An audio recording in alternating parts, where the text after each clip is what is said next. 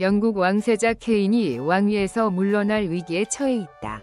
마침내 전 세계가 그의 출신을 살펴보고 있으며 심지어 그의 성격 수준이 의심스럽다는 사실도 밝혀졌습니다. 잉글랜드의 전설적인 선수들뿐만 아니라 팬들의 후배 선수들에게도 인간 대접을 받고 있습니다. 좋은 대우를 받지 못한다고 해서 여론을 통해 잉글랜드 감독에게 자신의 애완 선수인 다이어를 추가하라고 끊임없이 압력을 가하고 있었던 것 같아요. 그리고 여기는 360TV 채널입니다. 팔로우하시고 아래 댓글란에 여러분의 의견을 남겨주세요. 진심으로 감사드리며 건강하시길 바랍니다. 그리고 이제는 그가 공을 잡아서 케인의 골대 앞에서 슈팅만 하고 결국 손흥민을 비롯한 토트넘 선수들을 희생해 공을 드리블하는 이른바 포수라는 사실을 전 세계가 알고 있다. 케인만을 위한 공이 전술로 바뀌었습니다. 게다가 쉽게 16강에 진출했지만 선전이 아니라 운이 좋았다. 점점 좋아지는 것 같았고 경기 내용 자체도 거의 아무것도 아닌 것 같았다. 하지만 케인 본인은 자신이 잘하고 있고 자신의 경기력이 마음에 든다고 해서 잉글랜드 팬들과 선배들은 분노했다. 한편 글로우 토트넘 감독은 영국에서 열린 한 TV 생방송에 출연해 해리 케인이 어려움을 겪고 있다고 말했다. 예상치 못한 큰 반전의 원인을 설명하자 충격을 받았다. 오늘은 전 세계가 드디어 알게 된 케인 왕세자의 몰락과 손흥민에 대한 영국 현지 여론에 대해 자세히 말씀드리고자 합니다. 먼저 잠시 후 광화문 리캡을 신청해보세요.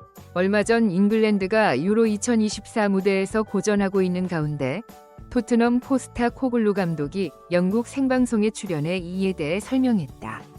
해리 케인의 부진 원인은 잉글랜드 축구에 충격을 안겼다. 일부 팬들은 손흥민을 직접 지도한 포스테블루를 언급하며 잉글랜드 대표팀에서의 부진한 활약을 낱낱이 분석하기도 했다. 동시에 이해상충이 전혀 없는 포스테콜루 감독으로서는 상당히 당혹스러울 것이다. 일부 전문가들은 경기 후 포스테클로가 한 장면을 예시로 분석하는 상황에 주목해야 한다고 믿는다. 실제 방송에서는 이런 말을 했지만 실제로 그가 언급한 장면에서는 손흥민이 모든 열쇠를 내놓고 있다고 말해 이번 유로 204도 다르지 않을 것이라는 팬들의 분석이 많은 이들의 궁금증을 자아내고 있다.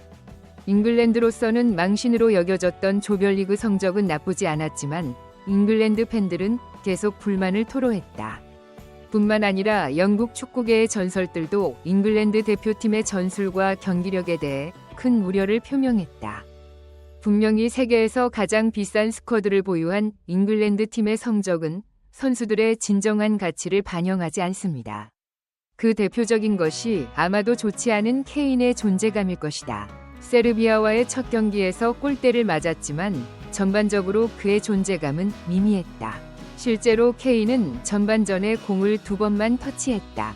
케인이 부재한 덴마크와의 2차전에 서도 같은 일이 벌어졌다. 전반 18분 케인이 대회 첫 골을 넣었는지 의구심이 들 정도로 명확했지만 공을 터치하는 횟수가 조정됐다. 페널티 지역에서 공을 잡은 횟수는 단 한 번에 불과했지만 너무 고립된 듯한 인상을 주는 잉글랜드 축구의 현실이 여실히 드러났다. 하지만 지금까지 영국에서는 그런 행동을 찾아보기 어려웠다. 그런데 케인이 모르는 척 하려는 건지 아니면 자기 자신을 객관적으로 보는 메타라서 무언가 문제가 있는 건지 모르겠습니다. 하지만 그는 인터뷰에서 슬로베니아에 1에서 0으로 패한 뒤 잘 지내고 있다고 거듭 말했다. 며칠 전 진행된 인터뷰에서는 잉글랜드 주장 케인이 팬들의 비난을 받았다고 보도했다. 슬로베니아의 위험한 무승부 이후 인터뷰에서는 존경심은 물론이고 존경심마저 사라질 위기에 처했다. 피파 랭킹 5위인 잉글랜드는 57위인 슬로베니아를 상대로 너무 부진한 경기를 펼쳤다는 이유로 팬들의 비난을 받았다. 실제로 잉글랜드는 공을 72% 보유했음에도 불구하고 슬로베니아의 골을 터뜨리지 못했고 12개의 슈팅으로 열심히 뛰었음에도 불구하고 유효 슈팅이 3개밖에 나오지 않아 위험한 슈팅을 많이 했다. 케인은 경기 후 영국에서 열린 ITV 스포츠와의 인터뷰에서 슬로베니아와의 경기 전 자신의 목표는 조별 예선 전날 승리하는 것이라고 말하며 이야기를 시작했다. 어려운 경기였습니다. 다른 두 경기보다 에너지가 넘쳤고 공을 갖고 있을 때 더 잘 뛴 것 같다. 그리고 여기는 360TV 채널입니다. 팔로우하시고 아래 댓글란에 여러분의 의견을 남겨주세요. 진심으로 감사드리며 건강하시길 바랍니다. 하지만 최종 패스나 마무리를 제대로 하지 못했습니다. 선수들이 나에게 공을 잘 패스하지 않는 것 같다.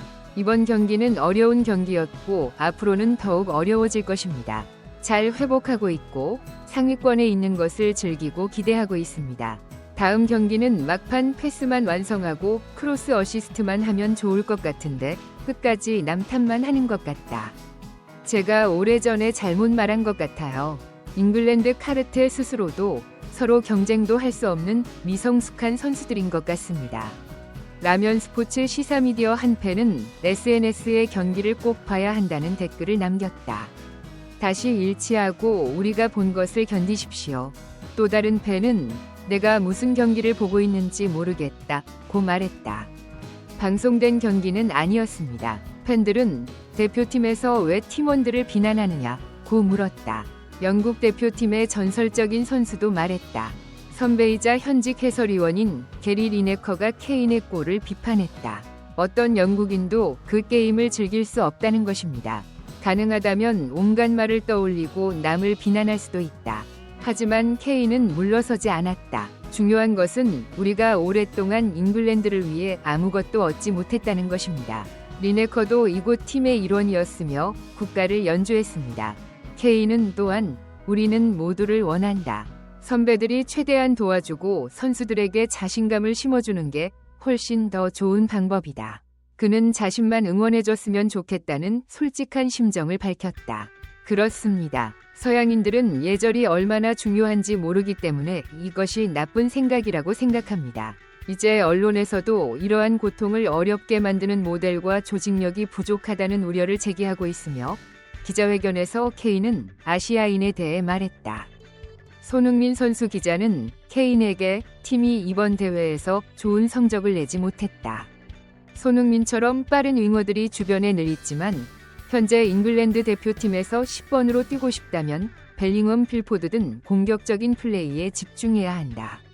어떻게 생각하는지 물었습니다. 해리 케인이 손흥민과 함께 토트넘에서 좋은 폼을 보여주면서 세계적인 공격수로서의 명성을 확고히 굳혔는데 케인이 그런 표정으로 말했기 때문에 질문입니다. 그는 할 말이 있었고 빠르게 움직이는 윙어가 부족하다는 질문에 잘 진행되었습니다. 손흥민처럼 우리도 좀 더 우리 입지를 수비해야 한다. 우리가 너무 수비적으로 변할 때가 있었는데 특정 지역에서 상대의 압박에 대응하기 위해 내려온 것은 최전방의 수리톱뿐만이 아니었다. 이 때문에 공격 전개가 어렵고 선수들은 나에게 공을 분배할 준비를 해야 한다. 그런 다음 그는 할 말이 더 많다는 신호를 보냈고 시간이 지남에 따라 서로를 더 잘 알게 되었습니다. 물론 공격적인 상황이 더 위험하기 때문에 그렇게 하려고 할 것이다.